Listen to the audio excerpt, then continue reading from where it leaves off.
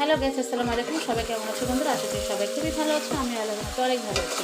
চলেছি আজকে তোমাদের সামনে আরেকটা রেসিপি নিয়ে। আজকের রেসিপিতে আমি মুরগি মাংস রান্না করছি বন্ধুরা। তো মুরগি মাংস রান্না করার জন্য যা যা উপকরণ দেওয়ার সবটা আমি দিয়ে বসিয়ে দিয়েছি। তো এটা ভালোভাবে আমি কষে নিয়েছি। দেখো তোমরা, কষানো আমার এটা হয়ে গেছে। তো এখন আমি এখানে দিয়ে দেবো কাঁচামরিচ। তো তোমরা সবাই খুব ভালো করে জানো কাঁচামরিচটা রান্নার ফ্লেভারটা কিন্তু বাড়িয়ে দেয়। তো আমি সেই জন্য এখানে কাঁচামরিচ দিয়ে দিচ্ছি কয়েকটা। তো এখন আমি এটা একটু নেড়ে চেড়ে নিব। তো এই মুরগি মাংসটা রান্না করতে কিন্তু বন্ধুরা একদম ইজিভাবে করা যায়। তোমরা আশা করি সবাই করতে পারো। আমি তোমাদেরকে আজকে যেভাবে করছি সেটা শেয়ার করছি। তো ভালোভাবে কষানো হয়ে গেছে বন্ধুরা। এখন আমি এখানে পানি অ্যাড করে দিচ্ছি।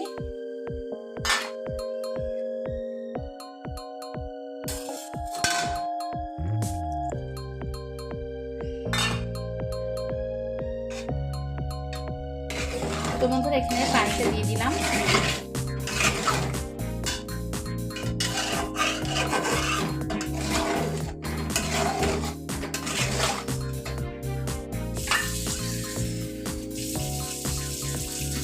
একটু পানি দিয়ে দিচ্ছি বন্ধুরা, যেহেতু আমার এটা আলুটা পুরো সিদ্ধ হয় নাই। একটু ভালোভাবে জাল দিতে হবে যাতে আলুটা সিদ্ধ হয়ে যায়।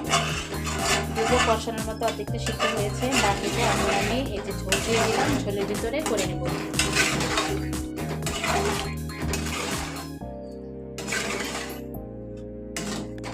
তো রান্নাটা করা শেষে তোমাদেরকে অবশ্যই দেখাবো। রান্নাটা খুব পারফেক্টভাবে করছি বন্ধুরা। আর রান্না শেষে কিন্তু উপরে তেল তেল উঠে আসবে, তখন বুঝতে পারবো রান্নাটা হয়ে গেছে।